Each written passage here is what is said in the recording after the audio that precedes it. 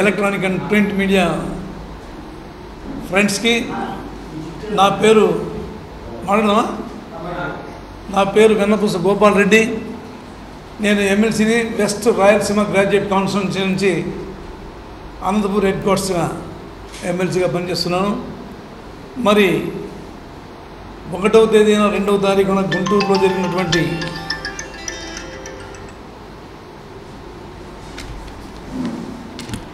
మా అధ్యక్షుడు జగన్మోహన్ రెడ్డి గారి దీక్ష బ్రహ్మాండంగా సక్సెస్ అయింది. మరి ఈ క్రమంలోనే మరి ఈ రాష్ట్ర ప్రభుత్వం ప్రజల పట్ల అయితేనేమి, ఉద్యోగ ఉపాధ్యాయ కార్మికుల పట్ల అయితేనేమి నిర్లక్ష్యం మండి వైఖరితో వ్యవహరిస్తోంది. మరి ఏదైతే ఇంటికి ఒక ఉద్యోగమని లేదంటే 2000 రూపాయల నిరుద్యోగ వృత్తి ఇస్తానని చెప్పేసి చెప్పిన తర్వాత ఓట్లని దండుకొని ఈరోజు మొత్తం యువకులందరూ కూడా యువకులందరినీ కూడా మోసం చేయడం జరిగింది. ఒక చిన్న విషయం జరిగింది. రాప్తాడులో మా మండలం హెడ్ క్వార్టర్స్లో 3 అన్నదమ్ములు ఉన్నటువంటి ఇంట్లో ఈయన చెప్పిన దానికి ఘర్షణ పడ్డారు. మేము ఒకటే ఇంట్లో ఉంటే ముగ్గురికి ఉద్యోగం రావు, ఒకరికి ఉద్యోగం వస్తుంది, మేమంతా విడిపోతే అని కొట్లాడుకొని విడిపోవడానికి ప్రయత్నం చేశారు. అప్పుడు కొంతమంది పెద్దలు అంతా కలుసుకొని, ఎవరైనా ఆయన ఉద్యోగం వీడు సద్యోగం వీడు మొత్తం కొన్ని ఊరికి అబద్ధాలరా, మీరు ఊరికి మీ అమ్మ మీ నాయన్ని ఘర్షణ పడి వాళ్ళని తిట్టి కొట్టి మీరు బయటికి వెళ్ళిపోతే అది సమంజసంగా లేదు, ఉద్యోగం ఇచ్చేది ఏముండదు, కనుక మీరు హ్యాపీగా కలిసి ఉండండి, ఉద్యోగం ఇవ్వడని చెప్పడం జరిగిన తర్వాత వాళ్ళు సర్దుకున్నారు. తర్వాత తెలిసింది వాళ్ళకి ఉద్యోగం ఇవ్వలేదు అని చెప్పేసి. ఆ విధంగా నిరుద్యోగ యువకులందరూ కూడా మోసం చేసి ఈరోజు ఓట్లని దండుకొని 6 లక్షల ఓట్లు పైబడిగా వచ్చిన ఓట్లతోనే ఈరోజు అధికారానికి వచ్చినటువంటి చంద్రబాబు నాయుడు రోజు అబద్ధాలు చెప్తానే ఉన్నాడు. మాకు రాజధానికి అడ్డమని, తర్వాత పోలవరం ప్రాజెక్టుకి అడ్డమని, జగన్మోహన్ రెడ్డి గారు ఇవన్నీ కూడా పని చేయకుండా అడ్డుపడుతున్నాడని చెప్పేసి రోజు అబద్ధం చెప్తున్నాను. నేను ఒకటే అడుగుతున్నాను, రాజధానికి సిమెంట్ లారీకి ఎక్కడ అడ్డుపడలే, ఇసుక లారీకి అడ్డుపడలే, లేబర్ని తీసుకెళ్లే లారీ అడ్డుపడలేదు. తర్వాత మరి ఎవరు అడ్డుపడుతున్నారు? రోజు రాజధానికి అడ్డమని, పలానా ప్రాజెక్టుకి అడ్డమని చెప్పేసి నీ అవినీతిని ప్రశ్నించినంత మాత్రమే అడ్డం అనుకుంటే కరెక్ట్ కాదు. కనుక ఆయన చేతకానితనాన్ని ఈ విధంగా ఆయన అడ్డము ఈయన అడ్డము అని చెప్పేసి ఇవన్నీ కూడా చెప్పడం కరెక్ట్ కాదు. కనుక ఈయన ఈ అబద్ధాలు చెప్పడం దయచేసి ఇప్పటికైనా కూడా మానేస్తే కనీసం ప్రజలకు కొంచెం మేలు జరుగుతుంది.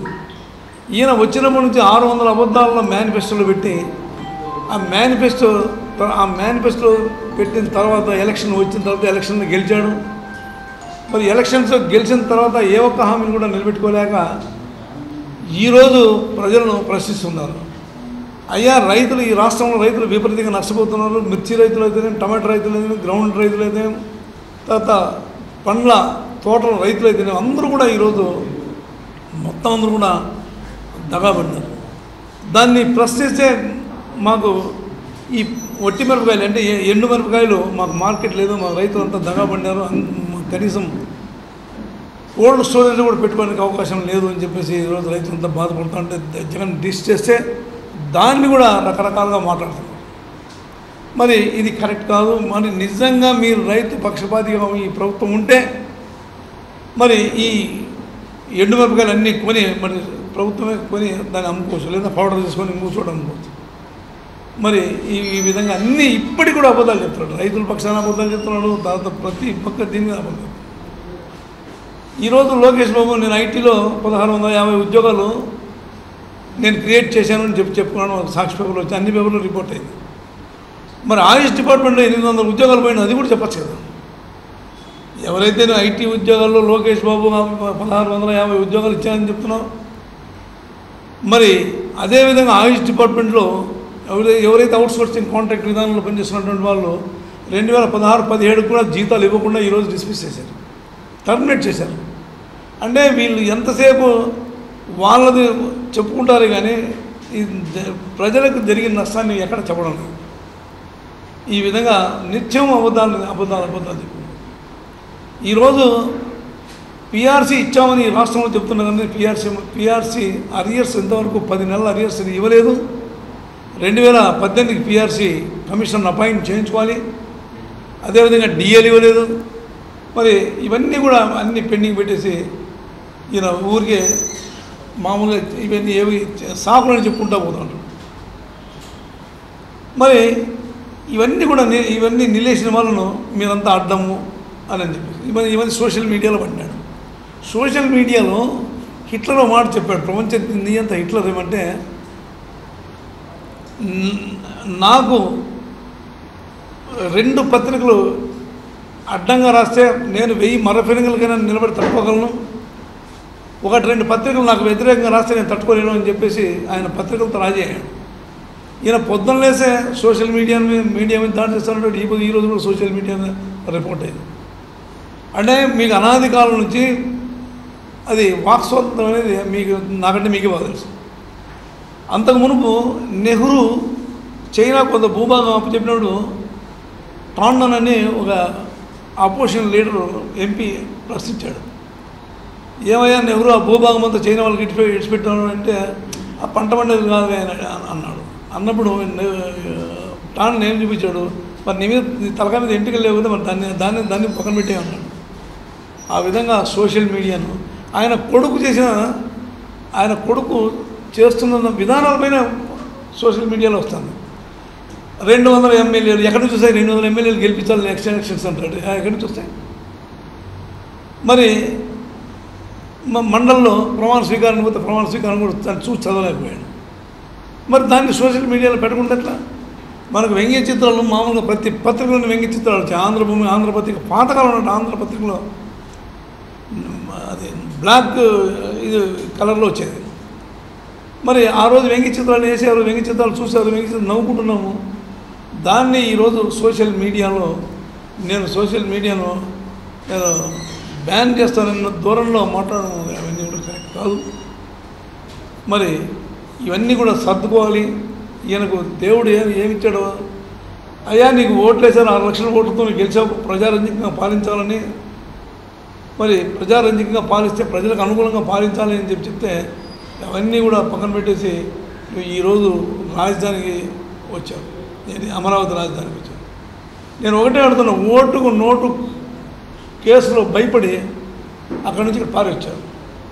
కనీసం ఈరోజు మీరు ఒకసారి రాజధాని ఆఫీస్ సెక్రటరియట్ కానీ, అదేవిధంగా అసెంబ్లీకి కానీ, మండలికి కానీ వెళ్ళి చూస్తే ఎక్కడ ఆ బిల్డింగ్ అసలు హ్యాబిటేషన్ పనికిరాదు. అసలు ఫ్లోరింగ్ ఇంతవరకు పోతూ ఉంటే తట్టుకొని పడుతున్నాం, ఇంత గ్యాప్ ఉంది. మరి ఎందుకు కడుతున్నారేమో? కనీసం రాజధానికి రావడానికి ఫెసిలిటీ లేవో, 10-12 కిలోమీటర్లు ఉంది, నీకు ఏ ఆటో రాదు, ఎవడు రాదు. అసలు అది చూడడానికి చాలా భయంకరంగా వికృతంగా ఉంది. కనీసం చెట్లు మొదలన్నీ నరికి కింద చెట్టును మన జేసీబీతో లాగి అసలు నాటినా కూడా ఈ పాటికి చివరిలో చెట్టు రోడ్డు ఇరువైపులా కూడా చెట్లు నాటి, అంటే బుషెస్కి పైన కట్ చేసి ఆ మొదలు కింద ఏరులతో లాగి తీసుకొని పెట్టింటే కూడా ఈ పాటి చెట్లు బ్రహ్మాండం వచ్చేటి. హైదరాబాదు దిల్సుఖ్ నగర్ నుంచి విజయవాడ వైపు వచ్చే రోడ్లు అవతల అటువైపుకి ఇటువైపుకి మొత్తం అన్ని చెట్లని బయట నుంచి జేసీబీలతో లాక్కి తీసుకొచ్చి పెట్టారు. చెట్టు నీరు అని పొద్దున్న లేచినట్టు అబద్ధాలు చెప్తున్నాడు, కానీ మరి చెట్టు లేదు, నీరు లేదు. కనీసం రాజధాని రోడ్లకి మనం ఎక్కడైతే సెక్రటరియట్కి పోతామో, ఎక్కడైతే అసెంబ్లీకి పోతామో, ఎక్కడైతే మండలికి పోతామో కనీసం ఒక్క చెట్టు లేదు. మన ఈ ఉన్నటువంటి సిబ్బంది ఎవరైతే సెక్యూరిటీ వాళ్ళు ఉన్నారో కనీసం వాళ్ళు నిలవ నీడ లేదు. వాళ్ళు తాటి చెట్టు దగ్గర వాళ్ళు అరకొర ఎక్కడో చెట్టు ఉంటే తాటి చెట్ల నీడలో ఉంటున్నారు. ఈ విధంగా రాజధాని అని చెప్పేసి రాజధానికి 36,000 ఎకరాల భూములు తీసుకుంటే ఒక ఆయన ముసలాయమ, ఏం పెద్దమ్మా ఈడున్నా ఉంటే చేసే పని లేదు, కానీ పని పిలిచేవాళ్ళు నేను. ఏమైనా అంటే మాకు ఎకరా 60 సెంట్లు 70 సెంట్లు ఎకరా లోపల ఉన్నటువంటి భూములన్నీ కూడా మొత్తం పీకేసుకున్నారు. మరి మీకు ఏమైనా ఇచ్చారంటే 2,500 ఇస్తామని చెప్పేసి 3 నెలలు ఇచ్చిన తర్వాత ఒక న్యాయపరిశ ఇవ్వలేదు. ఎందుకు ఇవ్వలేదంటే అసలు మాకు చెప్పినట్టు కూడా కనపడలేదు అని చెప్తున్నాను. తర్వాత అదే మళ్ళీ ఇంకో క్వశ్చన్ అడిగాను, నీకేం మనవరాలు లేదంటే ఒక మనవరాలు ఉన్నారు నాయన, మరి పెళ్లి చేయలేదంటే మాకు పిల్లలు ఇచ్చేటోడు లేడు, మా పిల్లలు చేసపోయేట్లేడు, నీ దగ్గర ఏముంది మా పిల్లలు అన్నం పెట్టడానికి నీ దగ్గర ఏముంది అని చెప్పేసి అడుగుతున్నారు. మీ వీళ్ళ పిల్లలు చేసపోయలేడు, వీళ్ళ పిల్లలకు మనముకి ఇచ్చాడు మాడలేడు. ఈ విధంగా అబద్ధాలు చెప్పి చెప్పి చెప్పి బ్రహ్మాండంగా అబద్ధాలు చెప్పేసి ఇప్పటికి కూడా కనీసం ఇప్పటికైనా కూడా మానుకోవాలని చెప్పి నా రిక్వెస్ట్ చేస్తుంది. ఈ విధంగా పట్టిసీమ మాకు రాయలసీమకు నీళ్ళు అన్నాడు. పట్టిసీమ కాగ్ రిపోర్ట్లో కంట్రోలర్ అండ్ ఆడిటర్ జనరల్ రిపోర్ట్లో పట్టిసీమ పోలవరం రైట్ కెనాల్ అయిపోతే ఇది ఆర్కియాలజీ మ్యూజియంస్ తవ్వకాల్లో బయటపడిందని చెప్పుకుంటారు. అంటే పోలవరం రైట్ కెనాల్ అయితే ఆటోమేటిక్గా పట్టిసీమ అవసరం లేదు. పట్టిసీమ అనవసరం కట్టారు. 1677 కోట్ల రూపాయలతో పట్టిసీమ కట్టారు. పట్టిసీమ పోలవరం కుడికాలు అయిపోతే పట్టిసీమతో పని ఉండదు. ఆ విధంగా మొత్తం అంతా బ్లఫ్ చేస్తున్నాను. అన్ని ప్రాజెక్టులోనూ కమిషన్లు, ప్రతి పనిలోనూ కమిషన్లు, ఈ విధంగా రాష్ట్ర బడ్జెట్ అంతా కూడా దోచుకుంటుంది. సార్ కూర్చోండి సార్.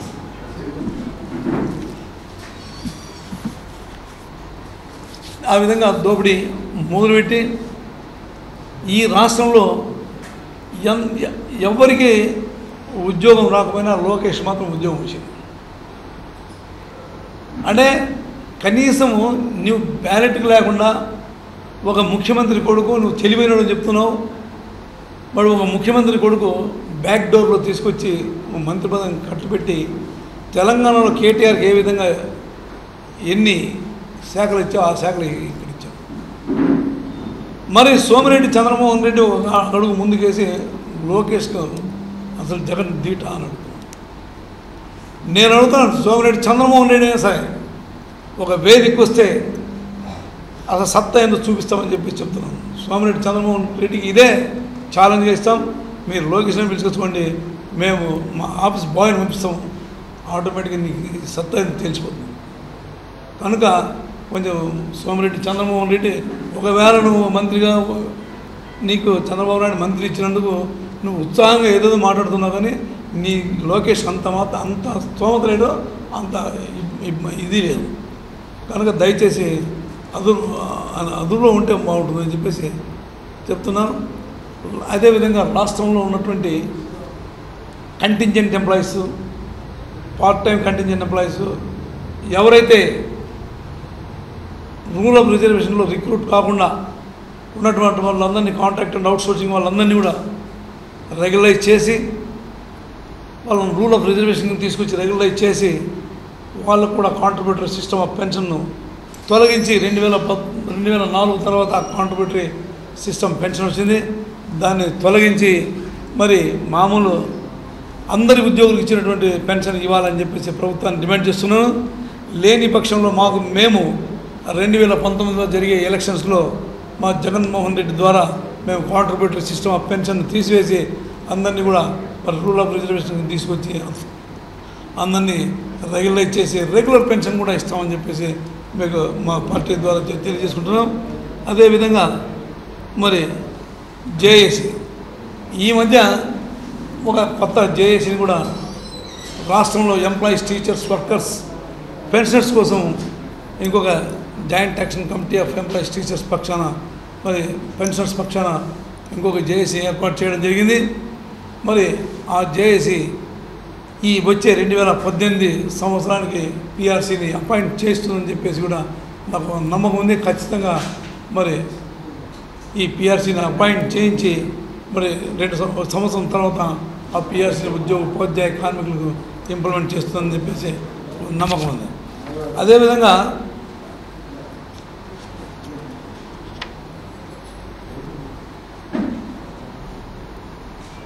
ఈ రాష్ట్రంలో చంద్రబాబు నాయుడు అధికారంలోకి వచ్చిన తర్వాత యువతను నిర్వీర్యం చేశాడు. ఎట్లా అంటే భారతదేశంలో 29వ రాష్ట్రంగా ఏర్పడిన తెలంగాణ యువతీ యువకుల ద్వారానే వచ్చింది తెలంగాణ. మరి విశాఖపట్నంలో తెన్నేటి విశ్వనాథం కాలు ఇవ్వడం ద్వారా నిరుద్యోగ యువతీ యువకులు నిరుద్యోగులు అందరూ కలుసుకొని పోరాటం చేసిన ద్వారానే విశాఖపట్నం స్టీల్ ప్లాంట్ వచ్చింది. అదేవిధంగా ఈ దేశానికి 200 సంవత్సరాలు పరిపాలించిన బ్రిటిష్ సామ్రాజ్యవాదులను బయట పంపించామంటే ఆ రోజు మహాత్మా గాంధీ చేసినటువంటి ఉద్యమాల ద్వారానే ఈ దేశానికి స్వతంత్రం వచ్చింది. మరి ఈ రాష్ట్రంలో ప్రత్యేక హోదా కోసం పోరాటం చేస్తామంటే పీడీఏ ప్రివెంటివ్ డిటెన్షన్ యాక్ట్ కింద అరెస్ట్ చేస్తానని, టెర్రరిస్ట్ అండ్ డిప్రెసివ్ యాక్ట్ కింద అరెస్ట్ చేస్తానని చెప్పేసి బెదిరింపులకు ఒక రాష్ట్ర ముఖ్యమంత్రి బెదిరింపు దిగడం కరెక్ట్ కాదు. మరి నిజంగా నీ తమిళనాడులో జల్లికట్టు కోసం 24 గంటల్లో కేంద్ర ప్రభుత్వాన్ని మెడలు వంచి జల్లికట్టుకు ఆర్డర్ తెచ్చుకున్నారు. అదేవిధంగా మరి రైతులు తమిళనాడు రైతులు 40 రోజులు పోరాటం చేసి జంతర్ మంతర్ దగ్గర నుంచి మొదలుకొని ఢిల్లీ అంతా నగర వీధుల్లో అర్ధనగ్న ప్రదర్శన చేసి 2,000 కోట్ల రూపాయలు ప్యాకేజ్ చేసుకున్నారు. ఈ రాష్ట్రంలో మనకు ప్రత్యేక హోదా కోసం కానీ రైల్వే డివిజన్ కోసం కానీ పోరాటం చేస్తున్నటువంటి యువతీ యువకులందరినీ కూడా జైలులో పెడతాం, మీరు ఉద్యమాలు చేసి జైలులో పెడతామని చెప్పడం నిజంగా సూచన. అంటే యువతీ యువకుల్ని నిర్వీర్యం చేయడం అన్నమాట. నా భాషలో చెప్పాలంటే యువకులందరినీ కూడా నపుంసకులుగా మార్చడమే తప్ప ఎందుకంటే వేరే ఏం లేదు. దీన్ని స్పష్టంగా ఈ రాష్ట్రంలో ఉన్నటువంటి యువకులందరినీ కూడా నపుంసకులుగా మార్చడం. బ్రిటిష్ వాళ్ళు కట్టినటువంటి కాలేజెస్లో బ్రిటిష్ వాళ్ళే చెప్పారు, బ్రిటిష్ ప్రిన్సిపల్స్ పనిచేసే రోజు మీరు ఉద్యమాలు చేయండి, అయితే ప్రభుత్వ ప్రైవేట్ ఆస్తులకు భంగం కలగకుండా డ్యామేజ్ చేయకుండా ఉద్యమాలు ఉండాలి, ఉద్యమాలతో పాటు చదువు కూడా ఉండాలని చెప్పేసి ఉద్యమాలు చేయమని చెప్పారు. సరైన ఉద్యమాలు చేయండి, 10 మంది ప్రజలకు ఉపయోగపడే ఉద్యమాలు చేయండి చెప్పారు. ఈరోజు యువత ఎవరు ఉద్యమిస్తారంటే మిమ్మల్ని అందరూ జైల్లో పెడతాను, పీడీ యాక్ట్ ఇంపోజ్ చేస్తానంట, ప్రివెంటివ్ డిటెన్షన్ యాక్ట్ పెడతానంటున్నారు, టెర్రరిస్ట్ అండ్ డిప్రెసివ్ యాక్ట్ పెడతా ఉంటారు. ఎవరు టెర్రరిస్టుల మీద పెట్టాల్సిన చట్టాలన్నీ కూడా ఈరోజు వీళ్ళందరి మీద పెట్టి అందరినీ కూడా భయభ్రాంతులకు గురి చేసి నిర్వీర్యం చేస్తున్నారు. కనుక ఇప్పటికైనా మించిపోయింది ఏం లేదు. చంద్రబాబు నాయుడు ఇప్పటికైనా గుణపాఠం నేర్చుకోవాలి. ఎందుకంటే యువకుల్లో బ్రహ్మాండమైనటువంటి కోపం వచ్చింది, కోపం ఉంది కూడా. ఈరోజు ఈ రాష్ట్రంలో ఒక పనికి మాలిన ప్రభుత్వం అధికారంలో ఉంది. ఆ ప్రభుత్వం ప్రజల మాట కానీ ఇంకొకరి మాట కూడా ఎవరి మాట వినే పరిస్థితి లేదు. ఆయన చెప్పింది వేదవాక్యం. ఆయన హిట్లర్ కంటే కూడా అధ్వానం. రోమ్ నగర్ తగలబడతా ఉంటే రోమ్ చక్రవర్తి ఫిడేల్ వాయించుకున్నట్లు ఈ రాష్ట్రం తగలబడతా ఉంటే ఈయన విదేశాలకు వెళ్తున్నాడు. ఇది కరెక్ట్ కాదు. ఇప్పటికైనా మించిపోయింది ఏం కాదు, ఇప్పటికైనా కరెక్ట్ చేసుకోవాల్సిందిగా నేను రిక్వెస్ట్ చేస్తున్నాను. అబ్రప్ట్గా తీసుకొచ్చి విజయవాడలో పారేసి ఈ మూల ఒకటి ఉంటే ఆ మూల ఒకటి, ఆ మూల ఒకటి ఉంటే ఈ మూల ఒకటి పోవడానికి కూడా అవకాశం లేదు. హైదరాబాద్ సెక్రటేరియట్లో పోలీసులు కంట్రోల్ చేయాలంటే చాలా ఇబ్బందిగా ఉండేది. ఎందుకంటే వచ్చేటోడు పోయేటోడు రావాలి, దగ్గర ఉంది, ఆటోలో వచ్చేవాళ్ళు, జీపుల్లో వచ్చేవాళ్ళు, నడుచుకుంటూ వచ్చేవాళ్ళు. ఈరోజు 12-13 కిలోమీటర్లు ఎవరు నడిచిపోతారో కలిసి ఆటో రాడు. ఎవరు కూడా సెక్రటేరియట్ అంతా ఖాళీ ఉంది, జనం తాకిడేది. ఆ విధంగా మరి దీన్ని ఎందుకు తెచ్చిపెట్టాడో, మరి ఎవరు సజెస్ట్ చేశారో నిజంగా చాలా శోచనీయం.